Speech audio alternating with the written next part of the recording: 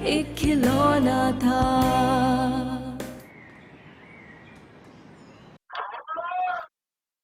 Hello.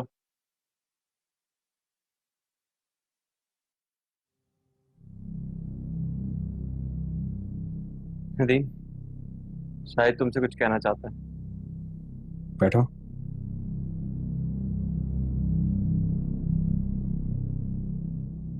बोलो शायद।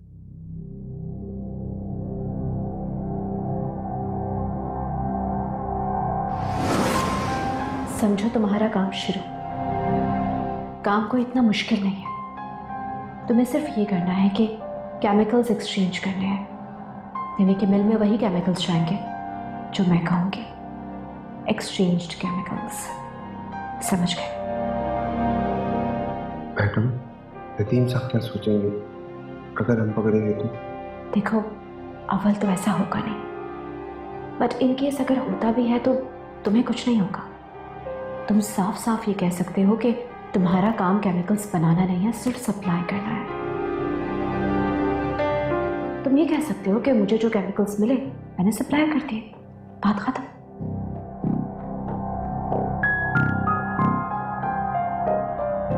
लेकिन एक्सचेंज कहाँ करना? ऑब्वियसली कंपनी में तो करना नहीं होगा ना, कहीं बाहर ही किया जाएगा ये। तुम्हें कॉल आ जाएगी, तुम वहां जाओगे और वहीं पे ये काम होगा। और तुम बेफिक्र रहो, तुम्हारा नाम किसी सूरत में नहीं आएगा। मैडम, मैं अकेला तो नहीं हूँ, मेरे साथ ड्राइवर भी होता है। और आपको पता है ये पुराने मुलाजिम कितने वफादार होते हैं। पुराने और वफादार, वो तो तुम भी थे ना। खैर, पैसे से हर काम किया जा सकता है, उन्हें कायल करना तुम्हारा काम होगा। और हाँ, इस काम के लिए तुम्हें अलग से पैसे भी दूंगी। जी मैडम, समझ गए। अब तुम जाओ। अच्छा सुनो,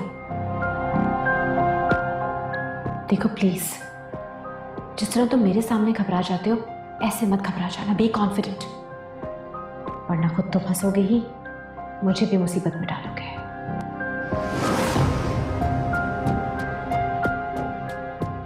इन सब के पीछे शहरियार।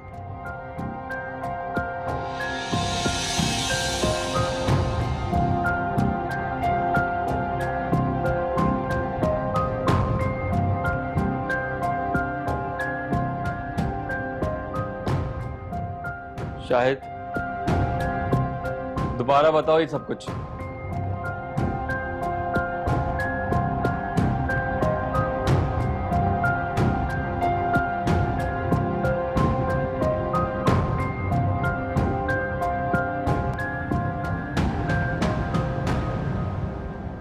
अच्छा तुम जाओ।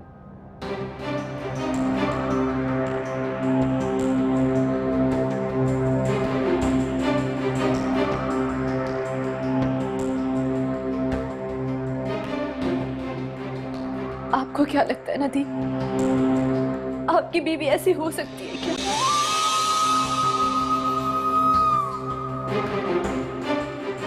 मैं क्यों अपने ही हाथों अपनी कंपनी का बुरा चाहूंगी? क्यों? ये सब कुछ मिस्टर जफर का किया धर है। आप जो चाहते थे कर लिया ना आपने। आप क्या समझते हैं इस तरह मुझे और नदीम को एक दूसरे से दूर कर देंगे आप? ऐसा हर किस नहीं होगा। या तो इस कंपनी में आप काम करेंगे या फिर मैं।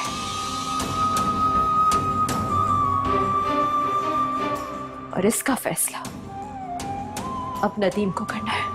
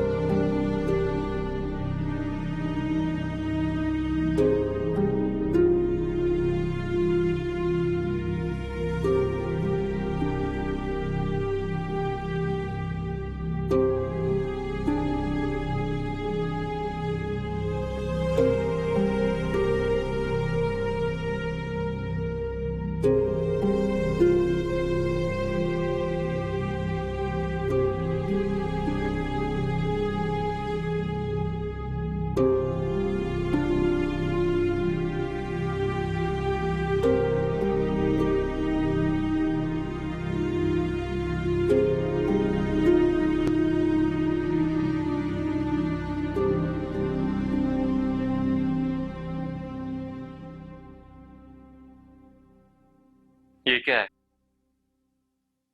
तुम्हारा टर्मिनेशन।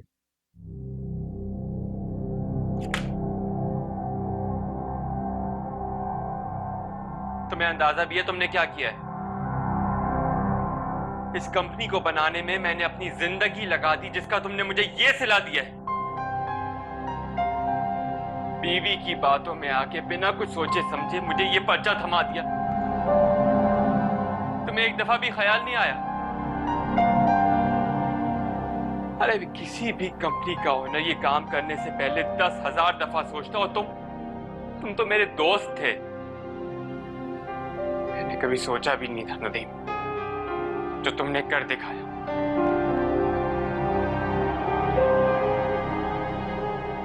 भैया ठीक कहती थी, वो जब चाहेगी मुझे इस कंपनी से निकलवा देगी। मुझे खुशफहमी थी, तुम तो मेरे भाइयों जैसे दोस्त हो, मेरी सच्चाई पे कभी शक नहीं करोगे। लेकिन मुझे क्या खबर थी कि तुम हया की मोहब्बत में इतने आगे निकल चुके हो। अब जो हो चुका सब हो चुका। मर्दों की तो फितरत है कि वो औरत के लिए सब कुछ छोड़ने को तैयार हो जाते हैं। तो फिर एक ऐसा वक्त आता है जब या तो उनके पास वो औरत होती है या फिर कुछ भी नहीं रहता।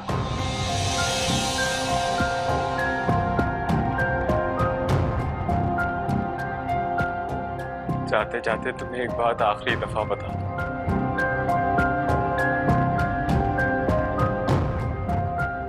हया को तुमसे मोहब्बत नहीं, लालच।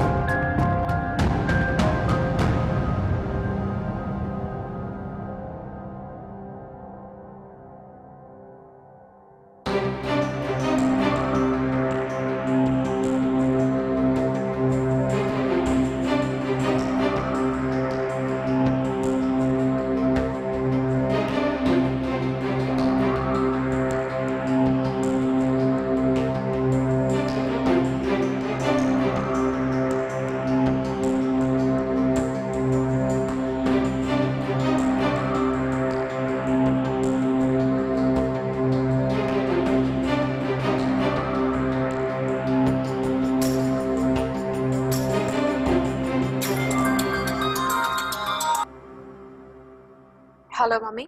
कहाँ हो इस वक्त तुम? ऑफिस में। रात भर कहाँ थी तुम? और तुमने मुझे फोन करके बताया क्यों नहीं? जवाब दो, खामोश क्यों हो?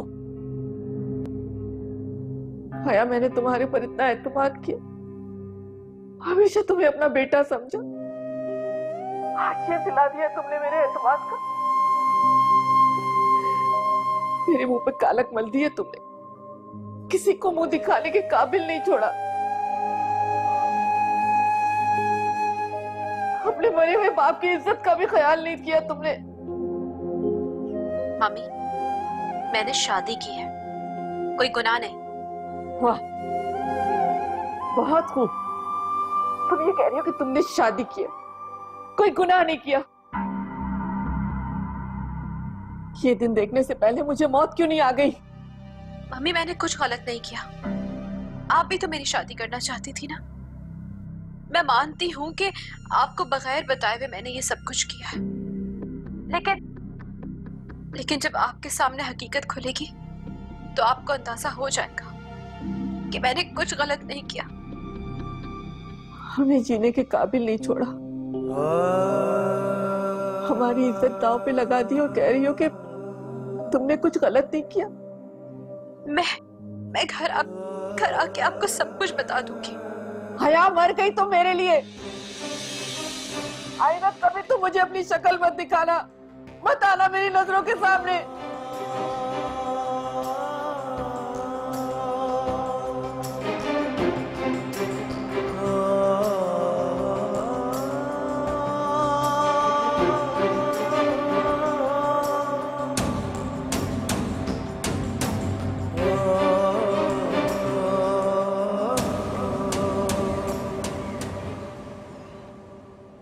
तुम्हारे साथ क्या सुलूक किया जाए, मुझे तो कुछ समझ ही नहीं आ रहा। तुम्हारे इस छोटे से दिमाग में ये बात क्यों नहीं आई कि जो तुम्हें पुलिस से बचा सकती है वो तुम्हें कुछ नहीं होने दे सकती। मैडम, मैं पगला गया था, दिमाग में भूसा भरा है मेरे, बिल्कुल भी कोई बात समझ में नहीं आई। मैडम प्लीज मुझे माफ कर दें, आइंदा कभी ऐसी गलती नहीं करूंगा।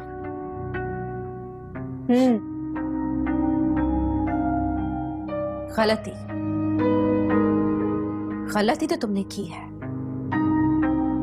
इस ऑफिस से भी तुम्हें निकाल दिया जाएगा, लेकिन गलती करने की सजा भी मिलेगी। तो अब बताओ तुम्हें क्या सजा दी जाए? मैडम मुझे माफ कर दें, वो मैं जफर साहब के कहने में आ गया था, मुझे डर था कि मुझे नौकरी से ना निकाल दें। मैडम अब आप जैसा बोलेंगी वैसा ही करूंगा और किसी को कभी भी नहीं बताऊंगा। सोच लो। सोच लिया मैडम, और मेरे पास चारा ही क्या है इसके अलावा। ठीक है, तुम अभी जाओ यहां से, दफा हो। मैं सोचती हूँ क्या करना है। जाओ।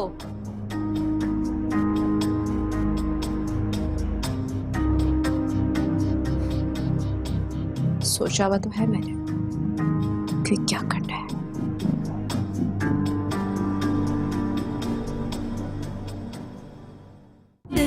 एक खिलौना था, एक खिलौना था।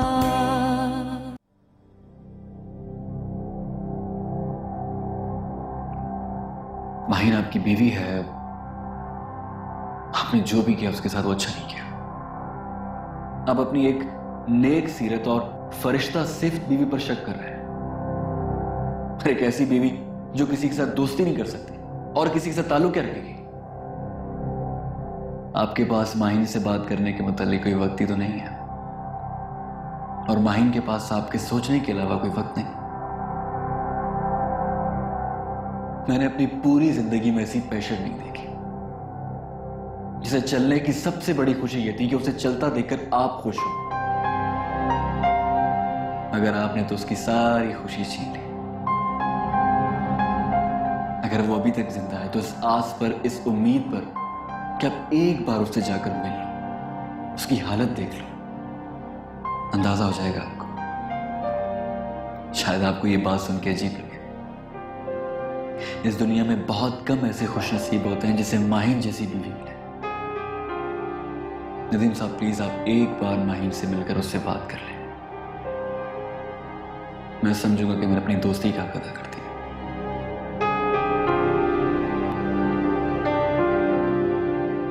क्या बात है नदीम, हर वक्त सोचों में गुम रहते हैं।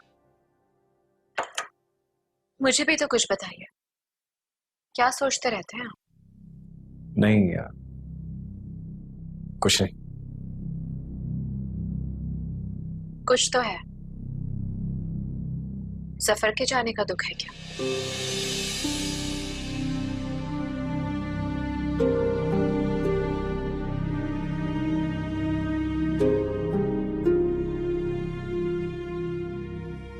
काश मेरा उससे ताल्लुक सिर्फ एक एम्प्लॉय के हद तक महदूद होता, तो शायद आज इस तरह से उसके जाने का दुख ना होता और ना ही उसकी कमी महसूस होती। लेकिन उसने जो घाव दिए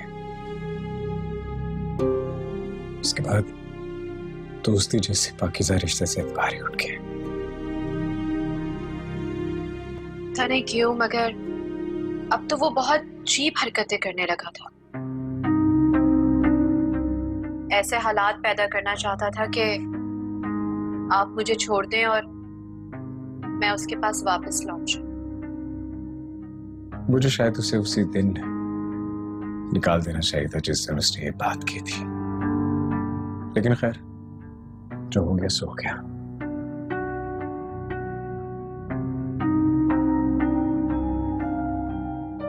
अच्छा नदीम, वो मैंने अम्मी को बता दिया है कि मैंने निकाह कर लिया,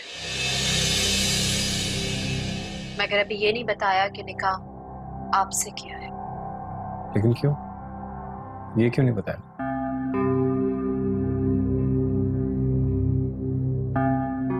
गुजरते वक्त के साथ जख्म तो जरूर भर जाता है, लेकिन अपने निशान छोड़ जाता है। मतलब ये कि जोड़ियां तो आसमानों पे बनती हैं। अल्लाह को भी शायद यही मंजूर था, इसलिए हम दोनों दोबारा मिल गए, ताकि हम दोनों के खानदानों के बीच में जो जो रंजिशें थी वो दूर हो जाए। इसी वजह से इत्तेफाकन ऐसे असबाब पैदा हो गए कि हम एक हो गए। तुमने कहा था कि तुम्हारी मंगनी हो चुकी है और इसीलिए तुम अभी अपनी अम्मी को नहीं बताना चाहती। तुम्हारी मंगनी किससे हुई थी?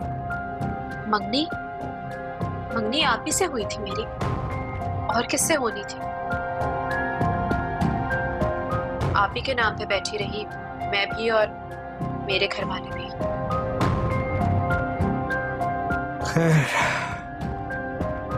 डैडी तो अब मुझसे मिल लेंगे। हमारी वजह से कम से कम डैडी तो मुझे वापस मिल जाएंगे। जिंदा लोग तो मिल ही जाते हैं, बस हम कभी अपने बाप से नहीं मिल सकेंगे। दिल एक खिलौना था। तुमने हमारी इज्जत खाक में मिलानी थी तो मिला दी। जा यहाँ से। मम्मी, अभी क्या कर रही हो? अब ये यहाँ क्या करने आई है? ये देखने आई है हम लोग अभी तक जिंदा क्यों हैं? मम्मी प्लीज मेरी बात तो सुने। तुमने कुछ नहीं किया। माहीन, तुम माहीन का माहीन को जीते जी मार दिया तुमने। आप प्लीज एक बार उससे बताएं कि मैं आया हूँ। आई एम श्योर, मुझे यकीन है कि वो मुझसे मिलने से इनकार नहीं करेगी। प्लीज। हेलो, कहाँ रह गए आप लोग? इतनी देर हो गई। माहीन का एक्सीडेंट हो गया है। क्या हुआ मेरी बच्ची को? अरे माहीन कहाँ है? जीवन में खुशियों के दिन कितने थोड़े थे, आंखों ने आंखों से क्यों रिश्ते जोड़े थे। कच्ची नींदों के ख्वाब थे, बहती आंखों से बह गए किस्मत के हाथों में। दिल एक खिलौना था, टूटे तो रोना था। दिल एक खिलौना था।